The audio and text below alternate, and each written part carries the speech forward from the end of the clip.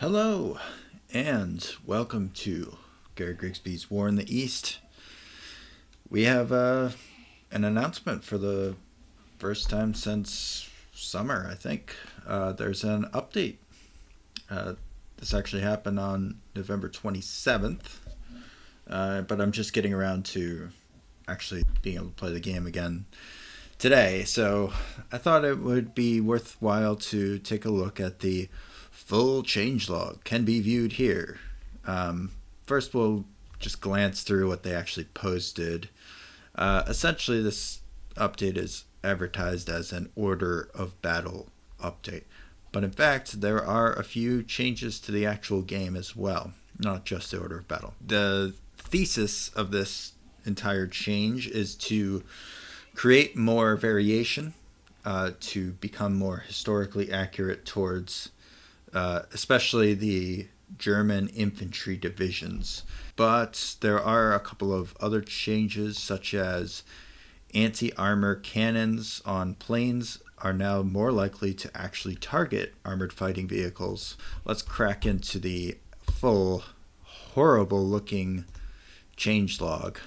And I do apologize, but this is what they put out there. Obviously, when you're doing any patch to War in the East, it tends to be big because there's a lot of units, and if you're going to change a rule for one unit, it generally affects many units. So any sort of balance change or order of battle change ends up becoming a monster patch. And that's exactly what this is. But some of the nicer features that they've added to the editor, I think, are being able to index back to an order of battle.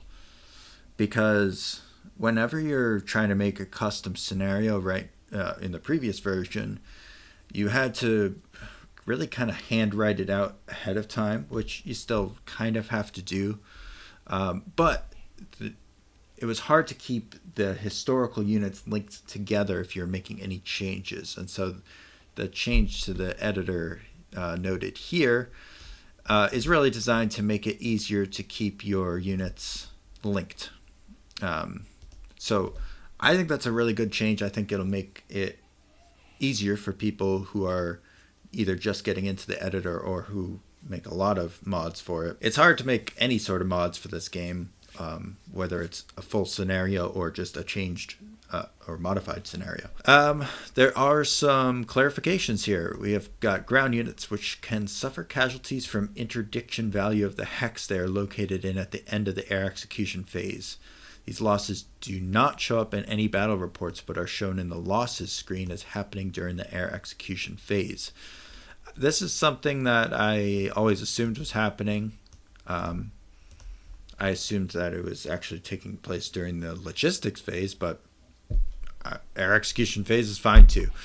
And this is one of those things where you're perhaps you're interdicting on what you think is an empty hex, but there's actually units there, or something where you're targeting a unit but you are only getting interdiction results. I always assumed those were causing losses as well, even though you couldn't see it. So I'm glad they clarified that. I'm sure that will be put in the manual at some point.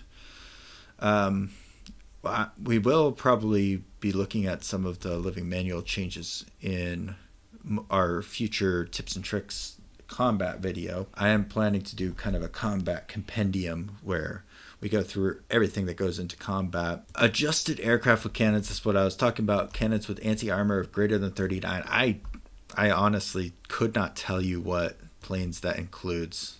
I will find that out, I guess. An effective ceiling was added to the CR device weapon screen. Great.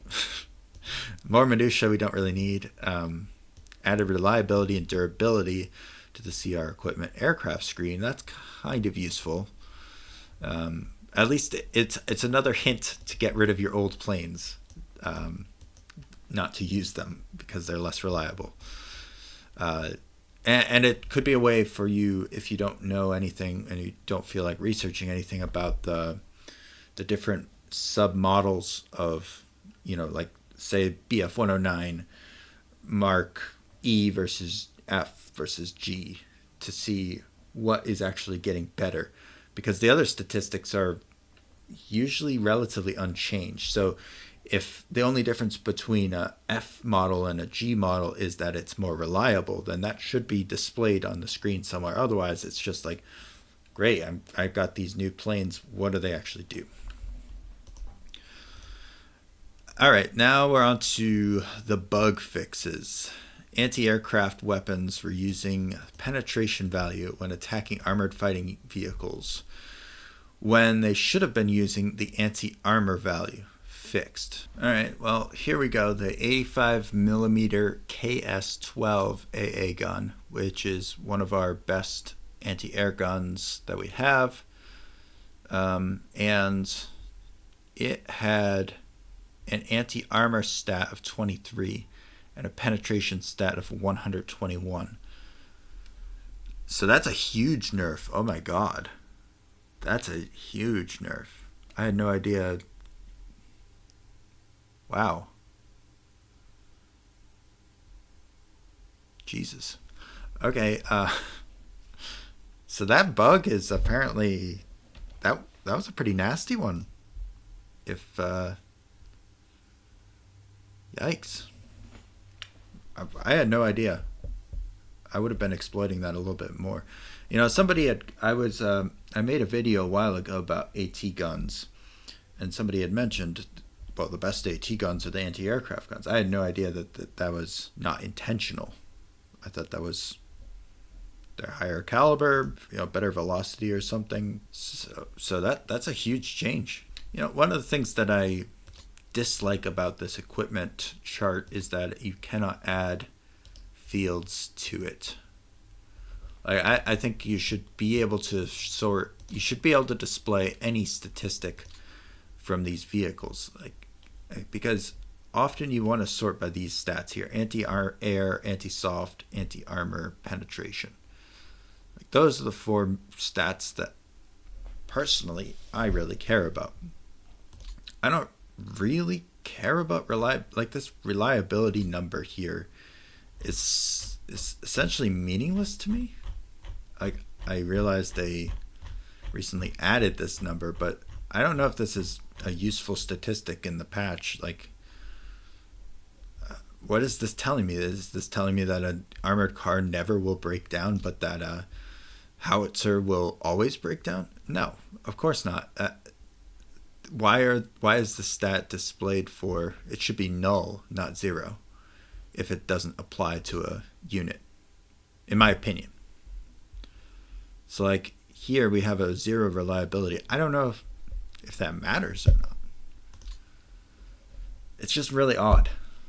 I don't really understand what the reliability stat even does, so I can't complain too much, but I don't know about that change. Obviously, this is a huge change. The penetration value is higher than the anti-armor value by a lot, by 5 times. So this is a huge nerf to anti-aircraft guns. Flak units located in cities are incorrectly adding their flak value to the hex. In the map display containing the HQ they are assigned to, they were not firing as if they were in the HQ itself. Fixed. Okay. CR equipment commander's report. That's what CR stands for. Equipment weapons display now has 2 columns labeled as range. Fixed. Yeah, but I still think that report has some work to do, if I'm honest.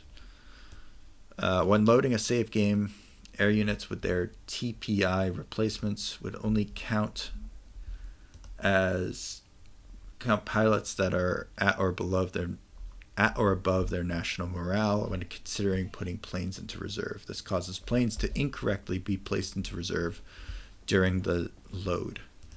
Fixed. I assume that's only if you have auto air enabled. because otherwise you would be manually placing things into reserve. Fixed several bugs in the Airborne Drop. Well, amazing, but I'll never touch that feature anyways. Added additional checks to improve the chance that Steam multiplayer. I've never used Steam multiplayer. Fixed a case where bombers could be used for air transport without paying an AP cost. That would be a nice little exploit now, wouldn't it? I didn't know about that. Disabled the F9 hotkey during the airplaning phase. Okay, so this is the fix to... So I guess the air transport, if you were doing the air phase and you used your air transport hotkey, you were able to use bombers to transport. That's pretty messed up. Can't imagine. That would be kind of scummy to exploit that. Certain types of motorized units are becoming non-motorized when they change their order of battle, even when changing to a motorized order of battle. That's interesting.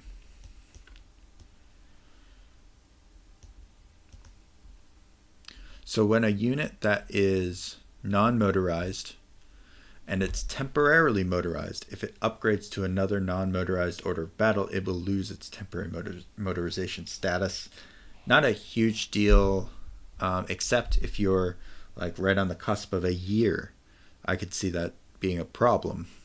So like, if you're doing the Stalingrad scenario, that might be a problem. I don't know.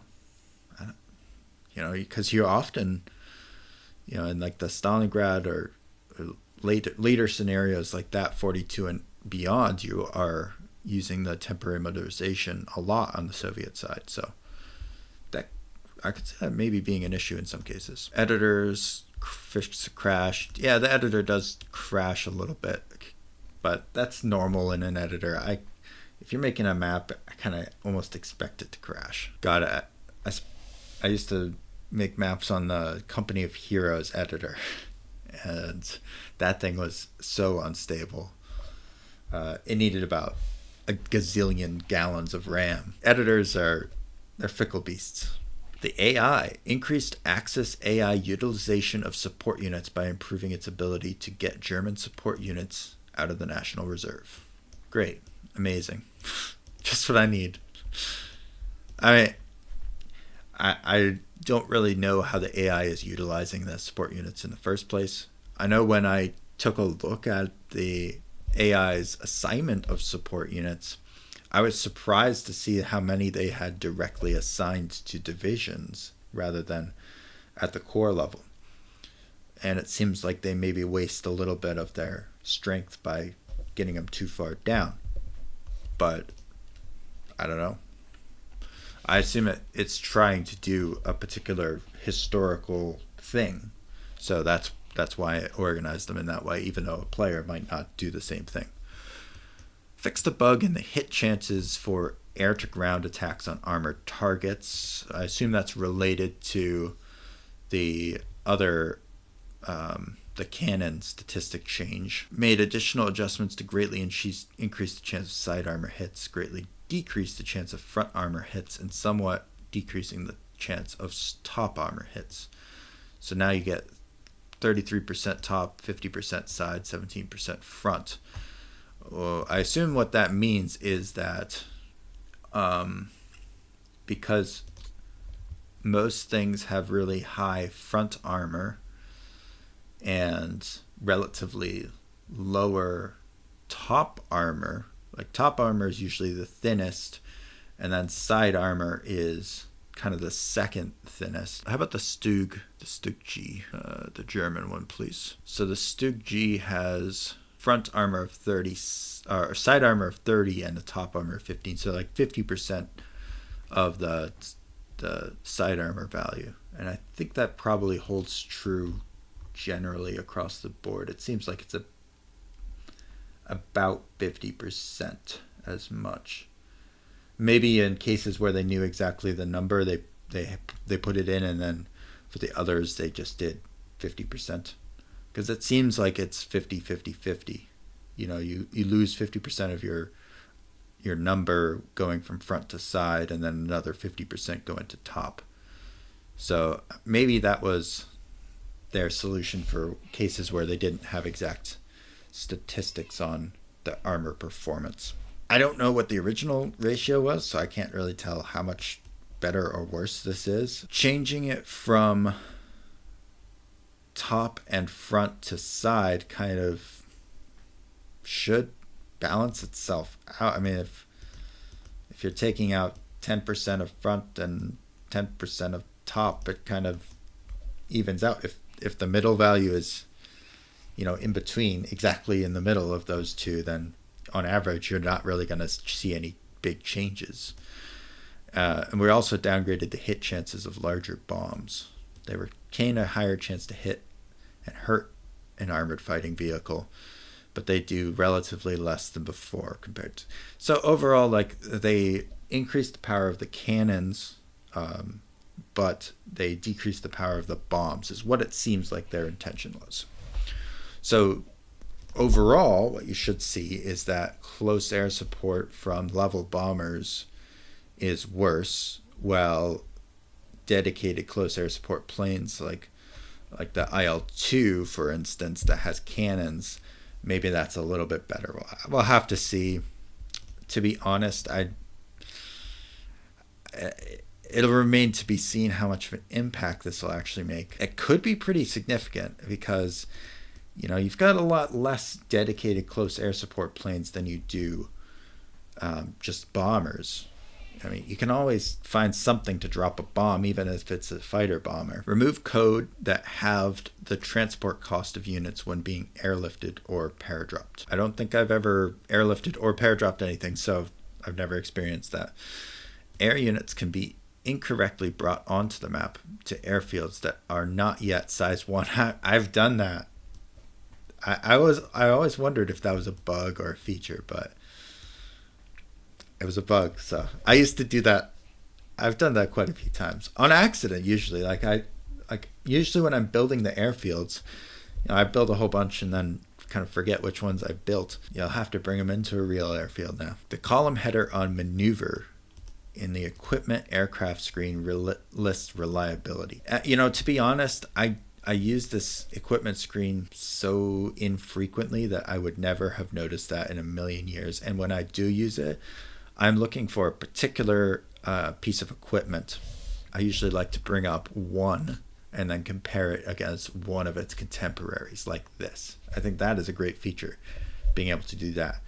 I don't see a lot of value in being able to compare every single fighter of the war to each other. Usually you're making a decision between one plane and another plane, not between one plane and every other plane. Now we're on to the actual order of battle changes, the name of the update. Data and scenario changes, major changes to the order of battle file, obviously.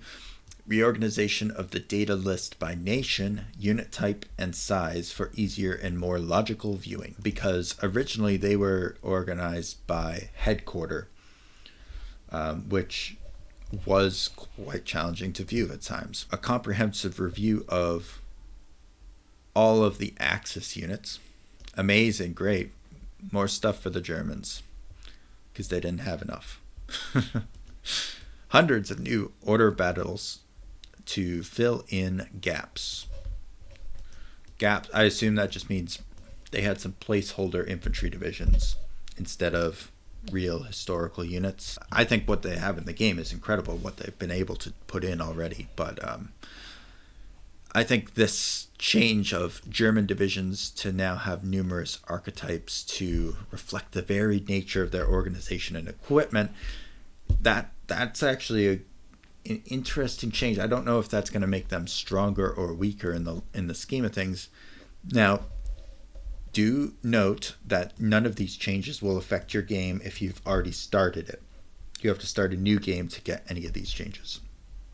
So I'm not going to get to experience these unless I play a new game, which I'm planning on doing. Not a 41 campaign, but I want to try one of the later campaigns. Possibly one of the DLC ones. A lot of these are very like edge case kind of things, but there are some, kind of interesting changes. Panzerschrecks in the Finn units versus the German units is kind of interesting. Yeah. We'll have to see. I do kind of want to play a 43 campaign with these new order battle changes, just to see what the difference is. Because a lot of these changes are like very subtle, or but they could be very powerful. I think overall having more variation is not necessarily a good thing, because it could mean that your better divisions will get quickly worn down and be unable to replace the losses of equipment because they're using more esoteric equipment, and it'll be harder for them to find replacements, so their TOE will increase more slowly, maybe. I don't know if that's the intention, but I could see that as a consequence of the change. There's also some more multi-role designations for units, and all company and battery-sized units are going to use the company symbol. Okay.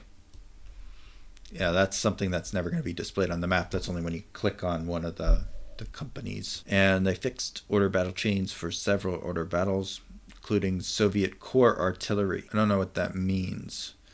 I assume that's just at the start of the game, because you reassign Corps artillery all the time. So I don't think that's a big issue. And reset correct build cost and max limits for both Soviet and Axis fortified zones and regions. I don't know what that means, but I assume that's, again, another early game thing, because in the beginning of the game, I think the Soviets are like well over 50 fortified regions, and I'm pretty sure that that's the limit in the beginning of the game. All the scenarios were updated with these order battle changes, and then they go in and actually enumerate what changes were made to the reinforcements and the naming conventions and stuff like that. There's a lot of changes, and I am not going to go through all of these because they are very, very specific. Equipped with 7 Blenheims. Like, these are the kind of well over the top details that I don't know if they had anything to the game, but that some person that knows the details of the 2nd Romanian Light Recon Squadron, they might complain about that kind of thing. Does 7 Blenheims being in this unit versus not being in this unit actually change the course of the war? Not at all. So to me, these kind of changes are somewhat of a waste of time, but they're probably more fun, to be fair. There's definitely some changes to the base of the game that could be looked at, about how combat values are actually calculated, how they're working, and how wildly inconsistent they can be versus what you are expecting based on the calculated odds of a battle.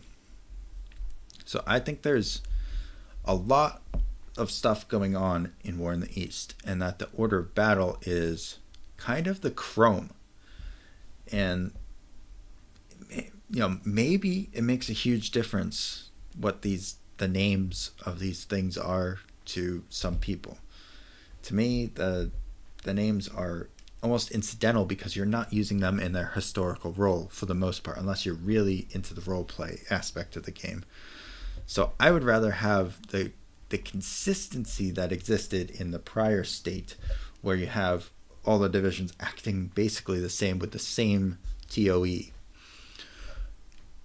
I can see the argument for having a more historical version where you have this more variation in your infantry divisions, but at the same time, if that's going to come at the cost of less consistency, I don't necessarily know if that's a great thing, because sometimes you're massing over an infantry division and you want to know why this one is a 3 and the one right next to it's a 1, and that takes a lot of time to figure out, versus if you mass over every infantry division they're always going to be a 3, then it makes a little bit more sense. I think that the combat values should be mostly determined by how they've recently been used. If they've been in a lot of combat recently, their combat value should go down. If they've been able to rest, their combat value should be higher. I think it should be kind of that simple, and then each type of unit should more or less have a base. I know that's not the philosophy of this game, but that is kind of how you play the game. So, it's great to have all this chrome and stuff on top of it and all the details, but if the base of the game is obfuscated by all of that, I don't know if that makes it a better experience or not. I'm probably talking out my ass about all of this, so take it all with a huge grain of salt. I have not played through the entire game, so but I have played enough. For now, I would definitely recommend getting out there, crack into a brand new save, get a taste for what has actually changed, and let me know what's good, what's bad, what do you like to play with as the Germans, because if I were a German player, I'd be very excited for these changes, and I'd really want to try out different combinations of the infantry variations, like reorganizing all of your best infantry into like an elite infantry corps, and then just punching through and follow that up with a nice panzer corps. So I think that's a really cool idea, is like being able to have these elite corps and then just have some guys that can hold the line. Similar to the way in which you would use the Romanians or the Hungarians. Maybe now the Germans will have to worry about balancing their elites with their kind of regular infantry. But with that, I will call it there, and I'll see you in the next one.